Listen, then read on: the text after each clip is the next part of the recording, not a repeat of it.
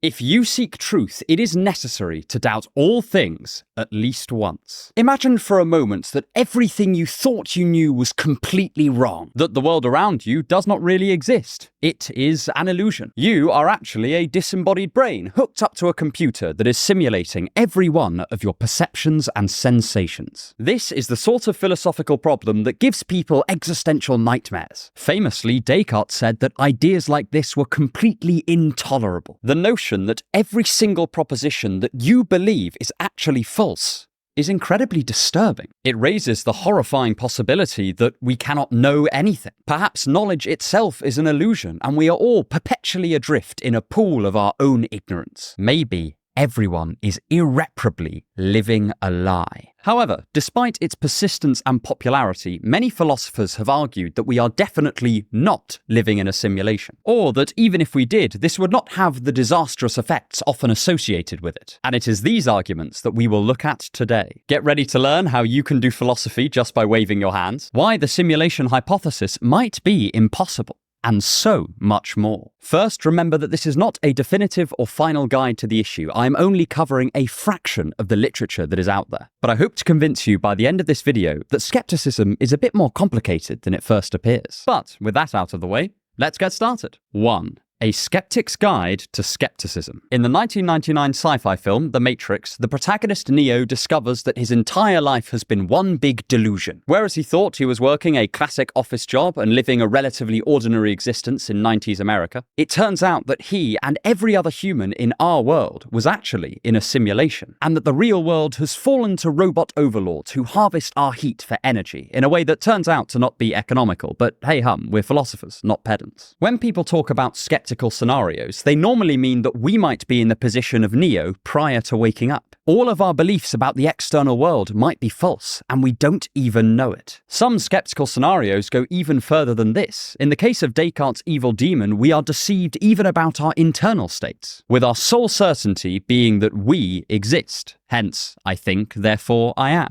Other proposed skeptical scenarios include the idea that we are a brain in a vat, or in some never-ending dream. What these situations have in common is that they express the possibility either that all of our beliefs are false, or that all of our beliefs about the external world are false. There are further arguments that can be had about the likelihood of different skeptical scenarios. Some people have tried to make mathematical arguments that it is not just possible, but probable that we are living in a simulation, with varying degrees of plausibility. But for this video, I just want to focus on this basic idea that all of our beliefs about the world could be false. Part of what makes a skeptical scenario so philosophically compelling is that it essentially extends something that we all know to be true to its logical extreme, that we humans can make mistakes in our perceptions and our judgments. Most of us have misremembered something, or misheard someone, or gone through the embarrassing experience of mistaking a total stranger for your friend and jumping on their back as a joke, only to end up apologizing profusely to a very kind Albanian man. The point is that everyone makes mistakes, and all a skeptic has to do is say, well, you could have made a mistake to every one of our beliefs. Each time we will have to concede that it is possible, at which point the skeptic can clap his hands and say, fantastic, well, you could be mistaken about everything then. The skeptical scenarios are partly just to make this idea vivid. Some ancient Greek skeptics did not rely on this idea, and instead took the one-by-one approach to doubting everything that we thought we knew. And different philosophers have very different aims in proposing skeptical scenarios. Some have argued they imply we have no real knowledge, at least about the external world. Others have been more modest and said that it means we don't have certain knowledge of anything. A lot of ancient Greek skeptics had a very different aim in mind. They wanted people to give up judgment entirely for their own good, and live in peace with the idea that we could never really make conclusive judgments about anything, so why worry ourselves about it? However, it's important to recognize that these are all very separate claims. The idea that we can have no certain knowledge is much more minimal than the idea we cannot have knowledge full stop. If you take knowledge as a precursor to action, the second type of skeptic basically paralyzes us, whereas the first simply reminds us that we should always be open to the possibility that we are wrong, however certain we may feel. So the stakes of the debate vary wildly between which skeptic you are talking to. For our purposes, we shall define the skeptical challenge as the idea that all of our beliefs could be false, and that as a result, we have no knowledge. We will further subdivide this into the external skeptical challenge, the idea that we cannot have knowledge about the external world, and the total skeptical challenge, the idea that we cannot have knowledge about anything. We will mainly focus on the external skeptical challenge simply because it is the most popular and it's the one that people spend the most time talking about. But with that groundwork laid, let's plunge in with our first response to the skeptic. And it's something that most philosophers have wanted to shout at the top of their lungs at one point or another. If you want to see more videos like this, then please consider supporting me through my Patreon or my email list. The links are in the description. 2.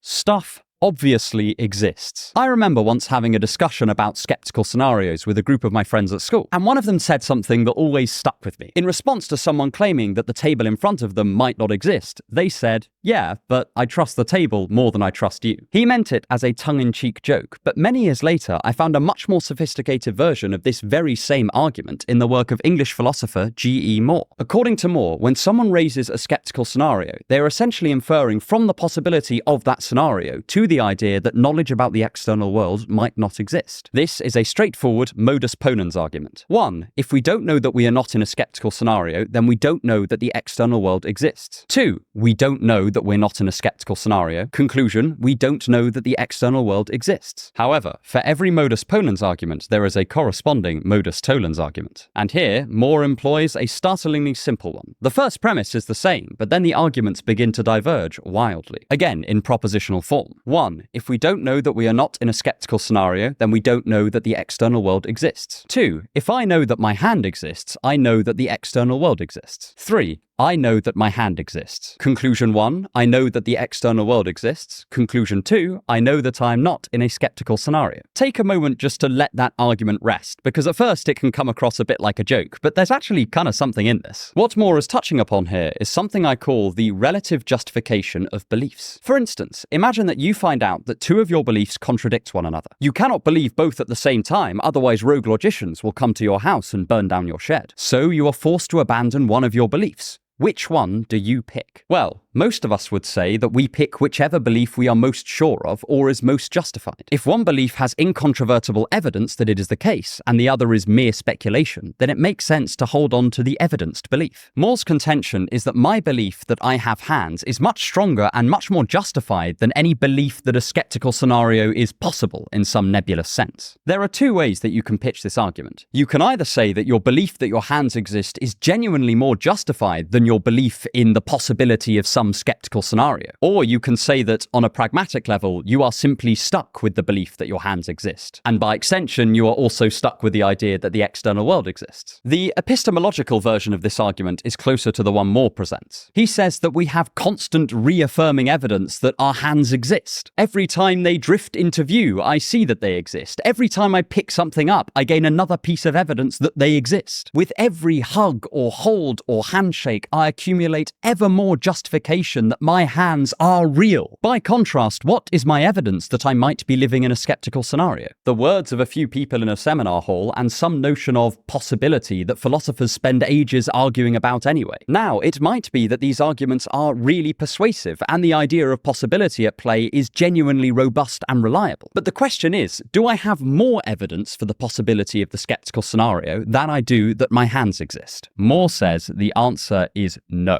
And his point is definitely worth considering, even if there are criticisms we can make of it. For instance, you might be what some call a foundationalist about epistemology. That is, you might think a properly constructed theory of knowledge must justify specific facts on wider principles. So you can justify that the sky is blue based on the reliability of inductive reasoning, but you cannot quell any doubts about inductive reasoning based on the fact that the sky is blue. Similarly, if you throw into doubt an overall method of gaining knowledge, you simultaneously throw into doubt all of the specific pieces of knowledge acquired by that method. Many famous philosophers thought in this way, including Descartes. And if you share their view, then Moore's argument will seem understandably quite fishy. However, there is another angle we can take. We could first say that we are beholden to keep our set of beliefs consistent, so we must reject either the possibility of a skeptical scenario or the knowledge about our hands. We can then argue that even if you try to doubt the existence of your hands, you will ultimately probably fail to do so. I may say that I'm not sure that my hands exist, but this implies certain things. It means that I would have hesitation when I go to type at my computer, or when I go to pick something up, or when I go and give someone a hug. I might feel gentle surprise when my hands drift into vision. But in practice, none of these things happen, even for avowed skeptics. Likewise, I can say that I doubt the existence of an external world, but I certainly don't act like it. In fact, it's an open question what acting like you doubted the existence of the world would even look like. Would it entail a sort of apathy, proportional to how likely I think the non-existence of the world is? If I think I may live in a simulation, does that require that I treat my loved ones as if they're computer programs? The point here is that it is sort of unclear what a belief in a skeptical possibility amounts to, or how it would manifest in our behaviour. Whereas it seems essentially impossible to doubt the existence of my hands to any meaningful extent beyond simply stating that I do. So from a pragmatic perspective, it makes a certain sense to say that we involuntarily have a belief in our hands. And thus, if we are presented with a choice between accepting the possibility of a skeptical scenario and the knowledge that our hands exist, we have already rejected skepticism and embraced handology.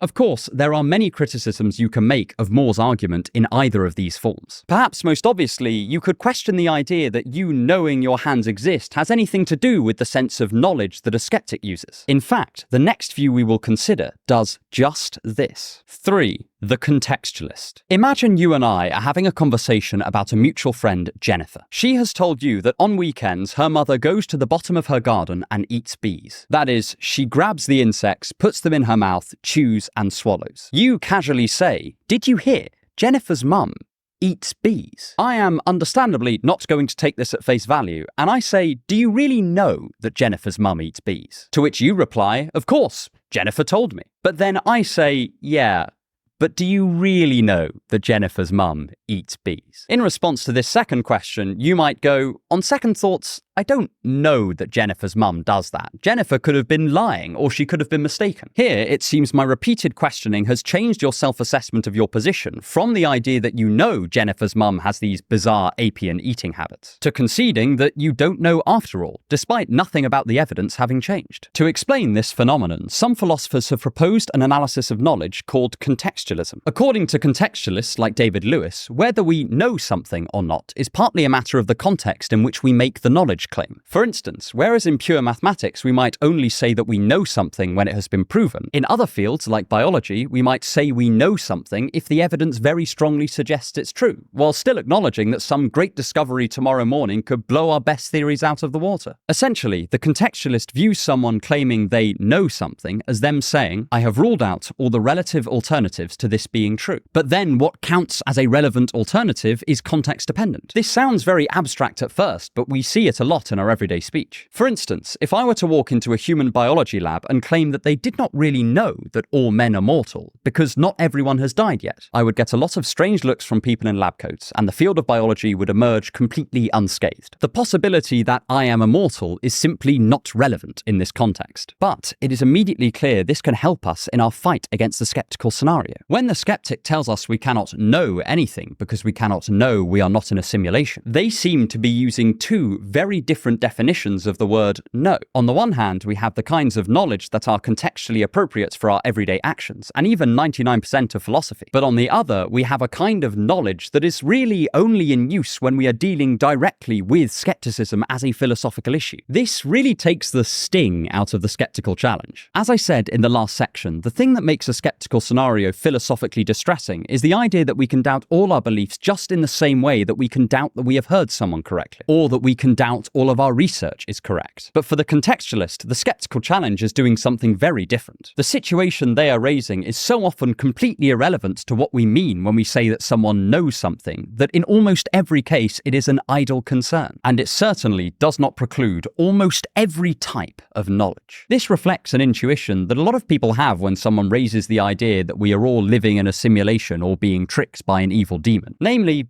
why does this matter? And while this might at first just seem like anti-intellectualism, the contextualist really lends credence to their view. Just like my challenge to the biology lab, the skeptic is raising a concern that is so outside the scope of our everyday knowledge evaluations that it fails to actively wound them. We can look at the skeptic and say, yeah, sure, you're right, in a sense. But it's not.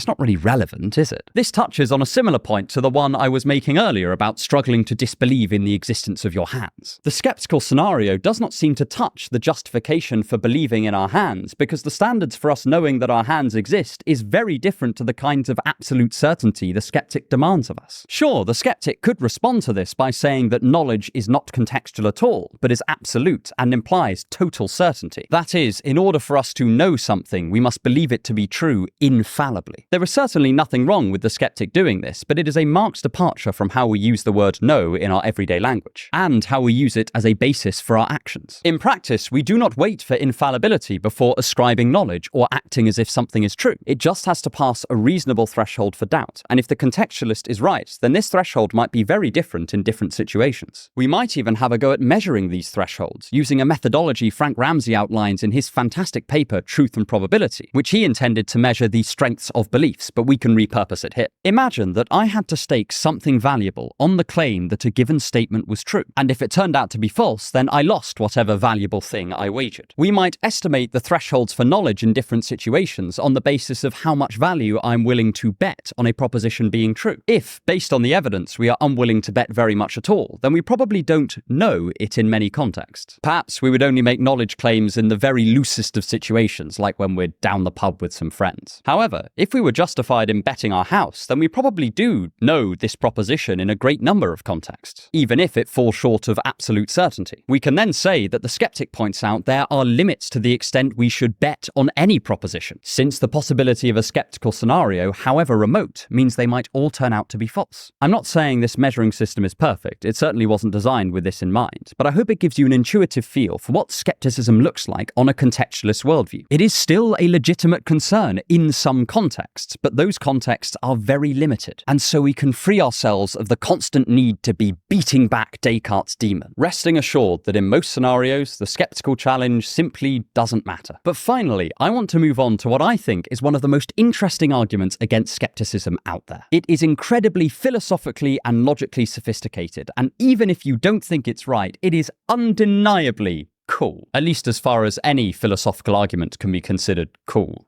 You might think that's a contradiction in terms. 4. Brains in vats and brains in vats. A classic skeptical scenario people often turn to is the idea of a brain in a vat. This is a very similar scenario to the one depicted in The Matrix. Everyone is not in fact living in the real world, but is instead plugged into a machine, simulating an experience for them with no basis in external reality. However, this particular thought experiment was not originally put forward by a skeptic, but by the philosopher Hilary Putnam, and he used it in an anti-skeptical argument that still has me scratching my head years after I first read it. In its original form, it is quite technical, so I'm going to scrub off some of its complexity and instead keep only what is needed to get most of the argument. If you are familiar with the original paper, I apologize in advance. Putnam's entire point rests on a certain theory about language, that a language must have some form of causal connection with the objects it refers to. So if no one had ever seen, heard, or encountered an elephant, then there would be no way to refer to elephants in our language. This makes a certain amount of intuitive sense. After all, with no causal story about how a given object came to be named by a certain word, it seems mysterious how the word would then refer back to that object. And even things that at first look like exceptions to this rule, such as imaginary creatures, do not, by their very nature, refer to anything out in the world. So,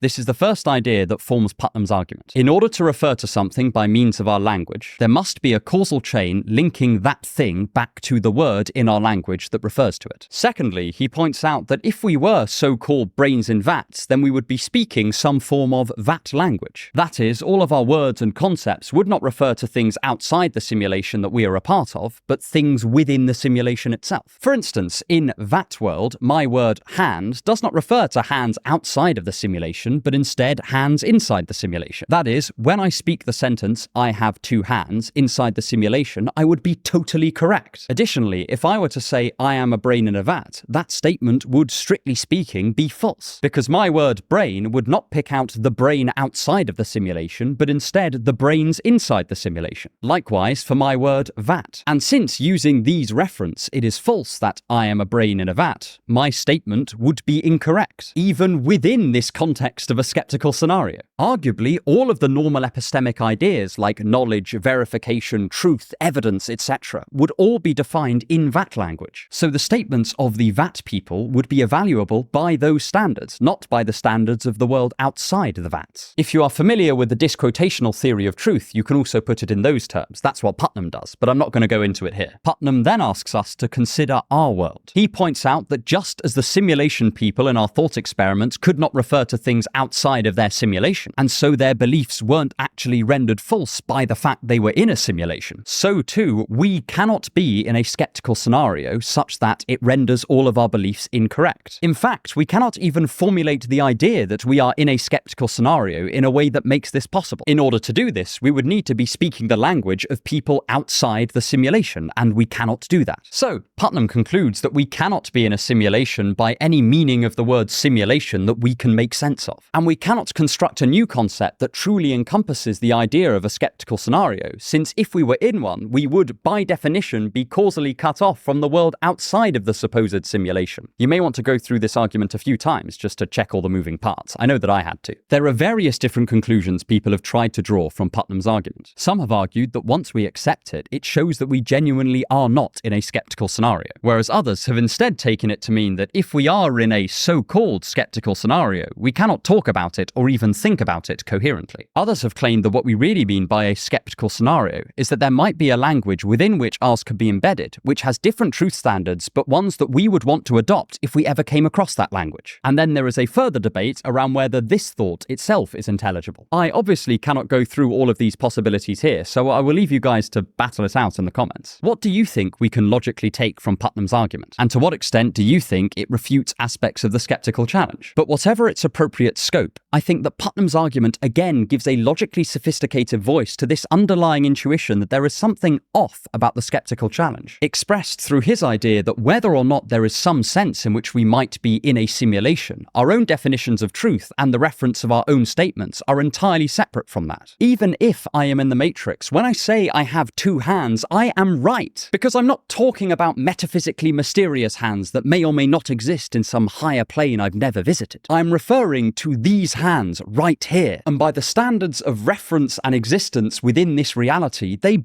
bloody well exist. I've chosen to talk about these three anti-skeptical arguments as opposed to the hundreds of others out there because I think they best express this intuition I've been talking about. That whatever the consequences of the skeptical possibility are, they are severely limited. I also want to point out that Putnam's argument only works as originally intended if you also stipulate that nobody's going to wake up from the simulation, because at that point you would have a language in which talking about the simulation would be perfectly sensible. But of course, just like in the Matrix, if we could wake up from the simulation, that would give us hope because it would present a possibility where we can learn about the actual world. So that too takes a lot of the bite out of the skeptical scenario. Of course, perhaps none of these arguments hold the slightest bit of water, and an evil demon is fooling people into believing that they do. I guess we'll never know. Or will we? I hope you enjoyed this video. I've been doing a lot on sort of heavier topics at the moment, and this was a really nice change of pace. It's just a bit more lighthearted. And if you want more on this sort of analytic philosophy and fine distinctions between concepts, then click here to watch me examine the recent book by Robert Sapolsky, which claims to show we have no free will, and furthermore, that moral responsibility does not exist. And stick around for more on thinking to improve your life.